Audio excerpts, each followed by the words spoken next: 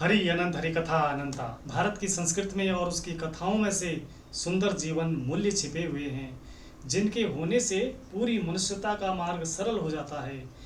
आग की कहानी मनुष्यता के ऐसे ही परम पवित्र भावना पर आधारित है, जिससे प्रेम कहा जाता है। और प्रेम का भी सबसे शुद्ध रूप और सबसे महत्वपूर्ण ऊंचाई है भक्ति।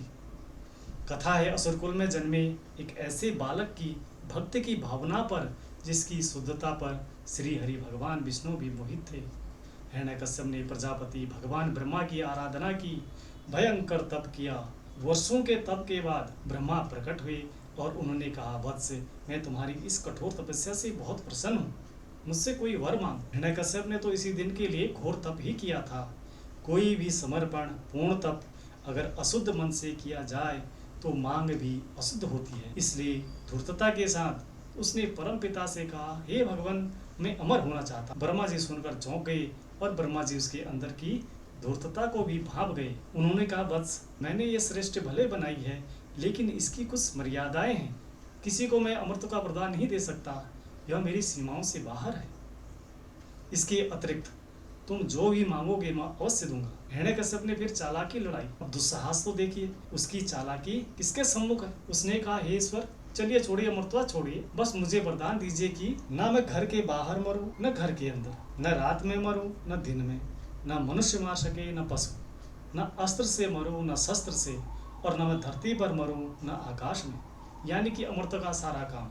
उसकी चालाकी देखकर भगवान बस मन ही मन मुस्कुराए और उन्होंने कहा, तथास्तु। वरदान पाने के बाद अहंकारी हिरण्यकश्यप ने सोचा कि अब तो उसे कोई मार नहीं सकता। अपनी इस दुर्बुद्धि के कारण वो पृथ्वी को अत्याचारों से आतंकित करने लगा। हर ओर आतंक, हर ओर हिंसा। लेकिन नियत की योजना बड़ी निराली होती है।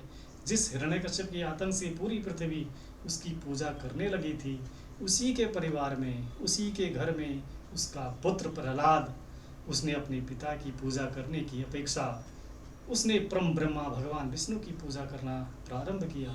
उसने कहा, पिताजी, मेरे लिए तो पूज्य केवल इस सृष्टि के पालनकर्ता श्री हरि भगवान विष्णु हैं।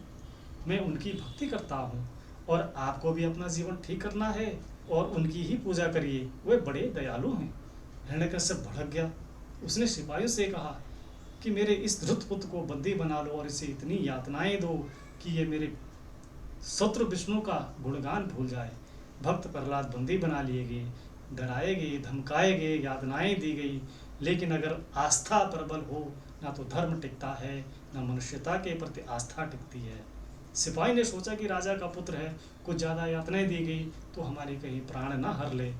उन्होंने कहा, इस महाराज, इस बालक पर तो किसी दंड का असर हो ही नहीं रहा। हिरण्यकश्यप ने कहा, अच्छा, तो इसे प्राण दंड दे दो। जिस प्राण के सारे विष्णु का नाम ले रहा है, इसका जीवन समाप्त कर दो। सिपाही ने कहा, जैसी आपकी आज्ञा। सिपाही ने एक बड़े पिंजरे के अंदर प्रहलाद को बिठाया। बहुत सारे सांप छोड़े गए। आश्चर्य की बात यह है कि पृथ्वी को अपने फन पर धारण करने वाले के भी वंशज पृथ्वी के पालनकर्ता भगवान विष्णु के उस भक्त को काटने के बजाय उसके चारों तरफ घेरा बना लिया और उसकी रक्षा करने लगे।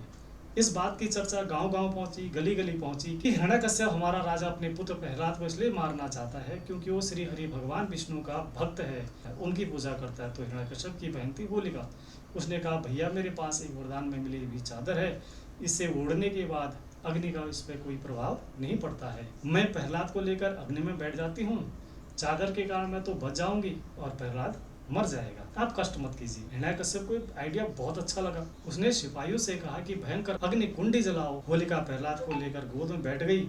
लेकिन संयोग तो देखिए, भगवान का चमत्कार तो देखिए, होलिका के शरीर से वो चादर फिसलकर भक्त प्रहलाद के ऊपर आ गिरी। प्रहलाद बच गई और होलिका जलकर भस्म हो गई। यह देखकर हिरण्यकश्यप आग बबूला हो गया। उसने कहा, इससे मैं स्वयं मारूंगा। सिपाहियों से कहा, सूर्यास्त के समय और अपने घर की चौखट पर आकर उसने कहा, अब बता, कहाँ है तेरा विष्णु। उसने कहा, पिताजी, भगवान तो हर जगह हैं, आप भी पढ़िए, ओम नमो भगवते वासुदेवाय, ये कहीं ना कहीं से प्रकट हो जाएंगे। जिस खंबे के सहारे टिककर हिरण्यकश्यप खड़ा हुआ था, दरवाजे के उस खंबे पर अपना मुक्का मार के हिरण्यकश्यप ने कहा, इस खंबे में भी तेरा भगवान है। प्रहलाद ने कहा, कण कण में है, इसमें भी है। उसने कहा, बाद में देख लूंगा, पहले तेरे भगवान से मिलता हूँ। उसने खंबे को फाड़ा, खंबा फटा, और उसमें से एक अजीब आकृति निकली। भगवान विष्णु अपने नरसिंह अवतार में पैदा हो गए, यानी कि धड़ नर का और मस्तक सिंह का। भगवान नरसिंह ने हिरण्यकश्यप को अपनी जांघ पर रखा, अपने लंबे लंबे नाखूनों से उसको फाड़ दिया। इस वरदान के कारण उसने पूरी पृथ्वी का जीना मुहाल किया था। उसकी एक शर्त भी नहीं टूटी। उससे कहा गया था न तो दिन में मारा जाएगा न रात में। तो सूर्यास्त के बेला में उसका वध हुआ।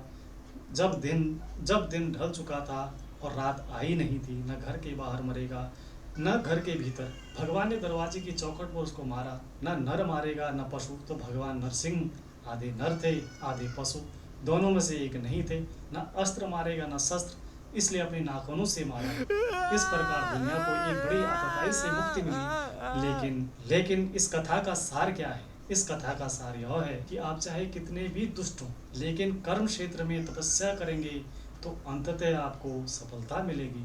आप किस पृष्ठभूमि से आते हैं, किस कुल से आते हैं, आपकी हैसियत क्या है, इससे कोई प्रभाव नहीं पड़ता। आपको इस तपस्या का फल मिलेगा जैसे हिरण्यकश्यप को मिला। लेकिन अगर आपने उस ईश्वरीय तपस्या के फल का गलत उपयोग किया तो आप चाहे अपनी बुद्धि का कितनी भी धूर्तता का निवेश करो, अंततः आपकी वही गति होगी जो हिरण्यकश्यप की हुई। इसलिए तपस्या करके, खूब मेहनत करके सिद्धियां अर्जित करते समय सदा ये ध्यान रखिएगा कि उस सफलता का, इन सिद्धियों का उपयोग विश्व को सुंदर बनाने में करें। इस कथा में प्रहलाद की निष्ठा है, कर्म का समर्पण है, भगवान के प्रति स्वयं को समर्पित कर देने की भावनाएं हैं। तो सब प्रकार की बाधाएं पार होती हैं अगर ऐसा समर्पण हो।